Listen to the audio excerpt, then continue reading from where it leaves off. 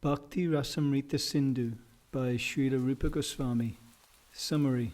The Śrī Bhakti-rasamṛta-sindhu is an ontological analysis of the pastimes of Sri Krishna presented in Srimad Bhagavatam, Bhagavad Purana, in terms of the internal structure and stages of development of Uttama Bhakti, pure devotional service to the Lord.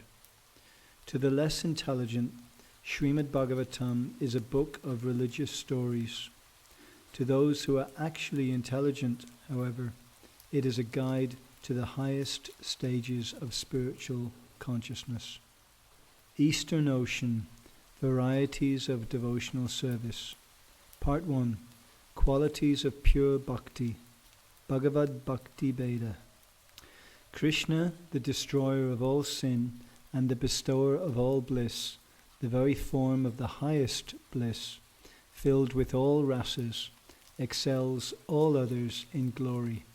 He brings Taraka and Palika under his control by the diffusion of his beauty. He accepts Shyamala and Lalita as his equals, and gives pleasure to Radha with his excellent qualities.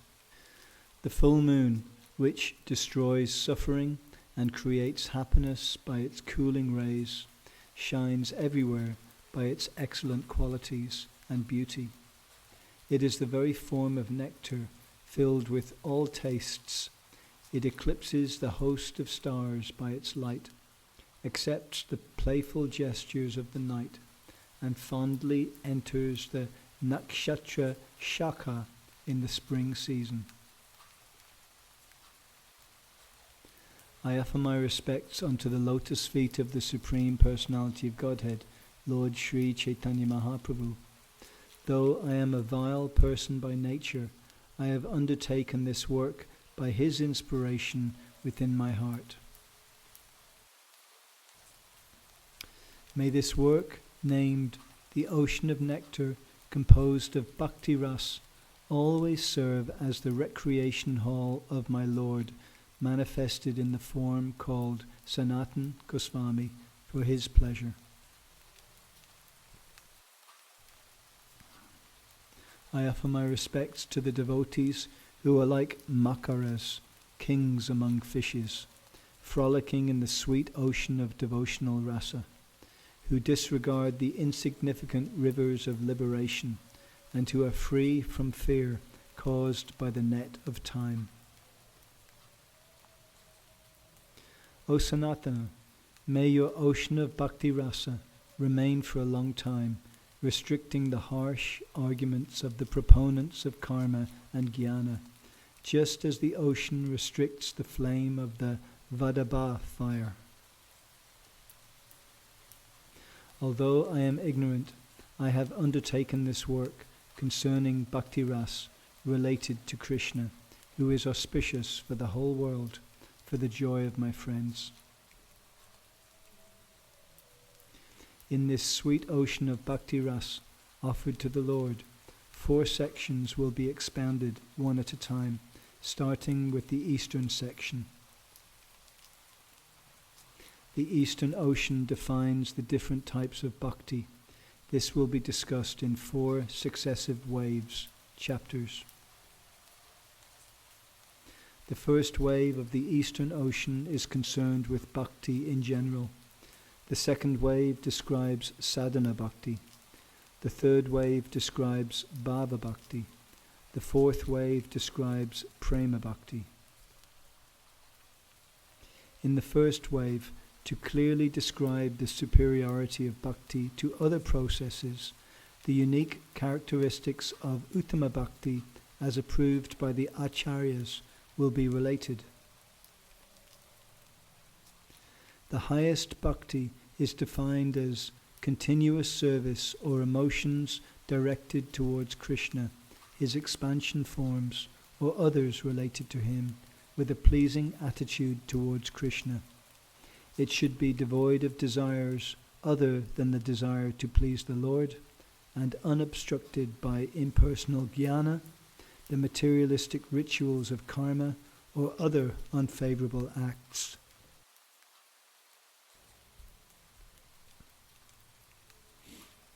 Thus, the Narada Pancharatra says, Bhakti is defined as service to the Lord using the senses. It should be done with the intention of pleasing the Lord, free from other desires and unobstructed by other processes.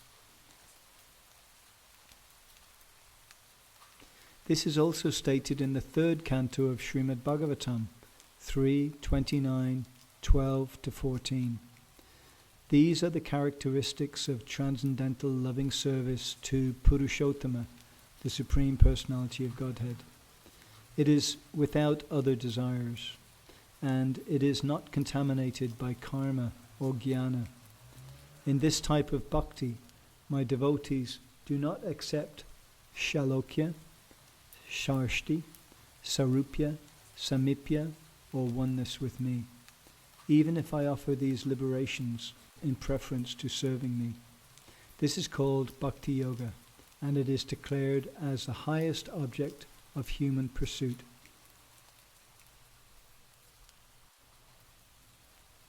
The description of the excellence of the devotee in the above verse amounts to describing the characteristics of bhakti by revealing its purity. The unique characteristics of bhakti are its ability to destroy suffering, its bestowal of auspiciousness, its disregard for liberation, its rarity of attainment, its manifestation of concentrated bliss, and its ability to attract Krishna.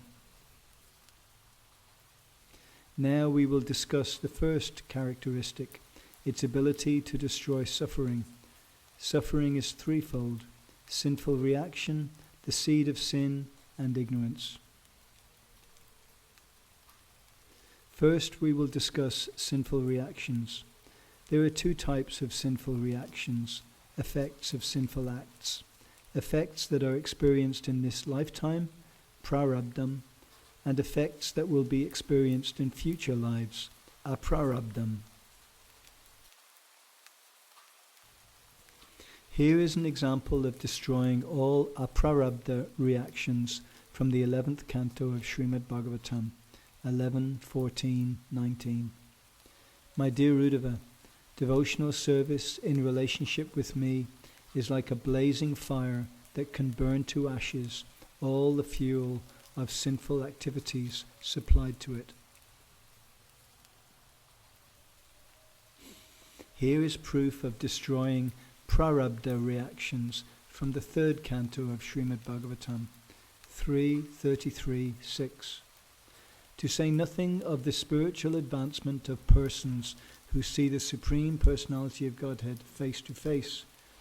Even a person born in a family of dog-eaters immediately becomes eligible to perform Vedic sacrifices if he once utters the holy name of the Supreme Personality of Godhead, or chants about him, hears about his pastimes, offers him obeisances, or even remembers him.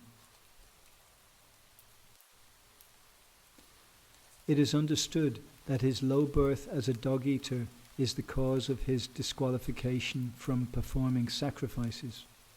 The sinful reaction by which he attains such low birth in this life is called prarabdha sin.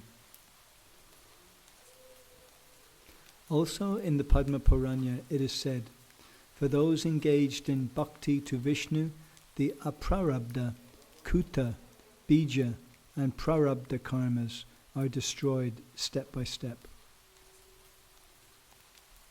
An illumination of bhakti destroying the seed of sin, namely material desires, is found in the 6th canto of Srimad Bhagavatam, 6:2-17. Although one may neutralize the reactions of sinful life through austerity, charity, vows, and other such methods, these pious activities cannot uproot the material desires in one's heart. However, if one serves the lotus feet of the Personality of Godhead, he is immediately freed from all such contaminations. Next, bhakti's ability to destroy avidya, ignorance, is illustrated in Srimad Bhagavatam 4:22-39. The devotees who are always engaged in the service of the toes of the lotus feet of the Lord can very easily overcome hard-knotted desires for fruitive activities. Because this is very difficult, the non-devotees, the jnanis and yogis, although trying to stop the waves of sense gratification, cannot do so. Therefore, you are advised to engage in the devotional service of Krishna, the son of Vasudeva. As the forest fire burns up the female snake demon, supreme devotion to the Lord quickly burns up avidya completely by the knowledge, vidya, which accompanies it. Next, the second unique characteristic of Uttama Bhakti, namely its bestowal of auspiciousness, is discussed. The wise explain that there are 4 kinds of shubha, auspiciousness: affection for all living entities, being attractive to all living entities, possession of good qualities, and happiness, as well as other items. The first 2 types of auspiciousness are illustrated in the Padma Purana. He who worships the Lord is pleasing to all living entities, and all the inhabitants of the world, both moving and non-moving, are pleasing to him. That bhakti bestows good qualities and other things is discussed in the 5th canto of Srimad Bhagavatam 5:18-12. One who has unflinching devotion for the personality of Godhead has all the good qualities of the demigods. But one who is not a devotee of the Lord has only material qualifications that are of little value. This is because he is hovering on the mental plane and is certain to be attracted by the glaring material energy. Bhakti bestows happiness. There are 3 types of happiness: from material things, from realization of Brahman, and from the Lord. Thus it is said in the Tantras: astounding mystic powers, material enjoyment, eternal happiness in the realization of Brahman, and eternal bliss from service to the Lord, all appear from bhakti to Govinda. It also says in the Hari Bhakti Shuddhodaya, O Lord of the Devas, I again pray to you that I may have firm devotion to you. That bhakti is a creeper that bestows artha, dharma, kama, moksha, and also the happiness of realization of the Lord. Bhakti causes total disregard for liberation. When even a little attraction for the Lord grows in the heart, the 4 objects of human attainment, artha, dharma, kama, and moksha, become like grass, shameful to appear before bhakti.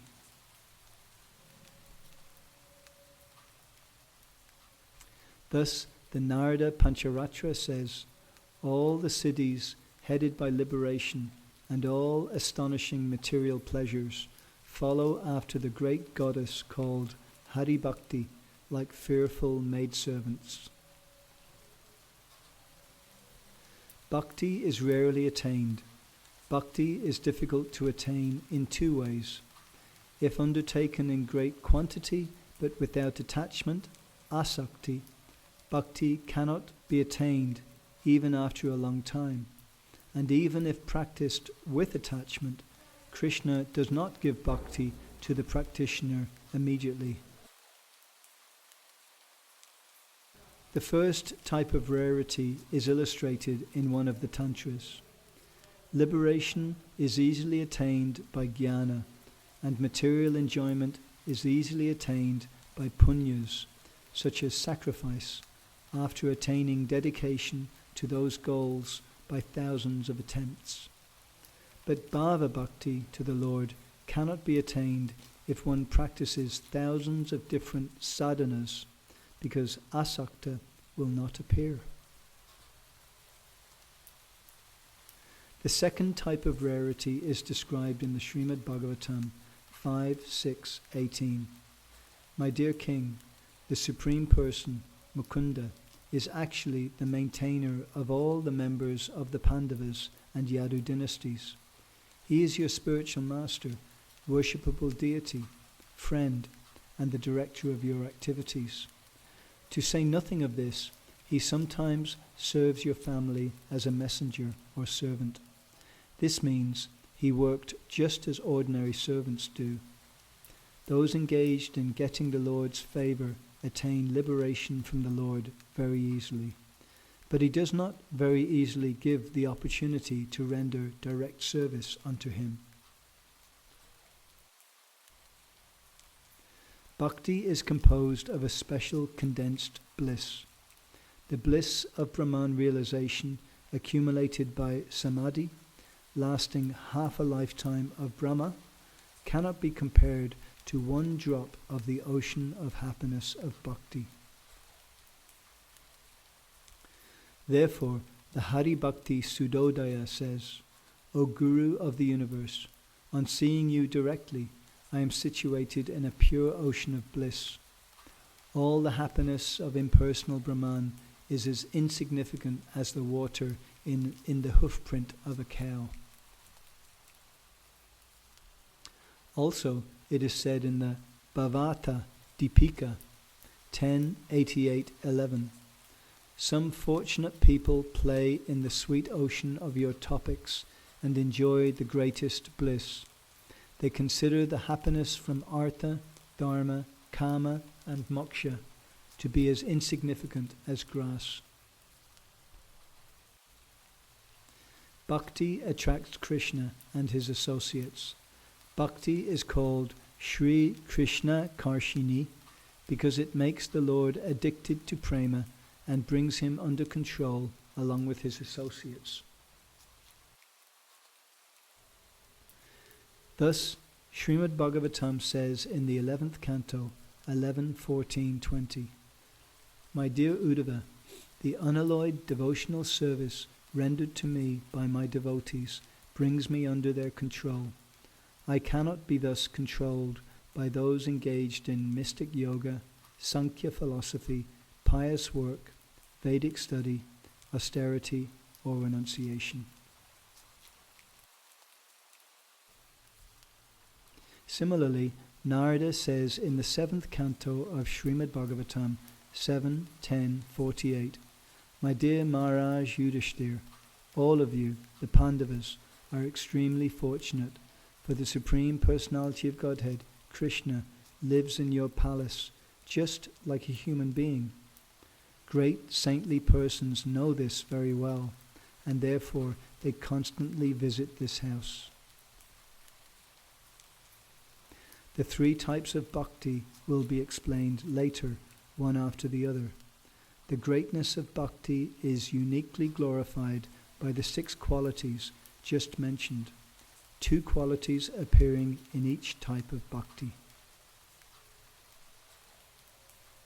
Furthermore, it should be stated that even if one has just a little taste for the topic of bhakti, he can understand it. He who tries to understand bhakti by dry logic cannot understand it, because logic is insubstantial.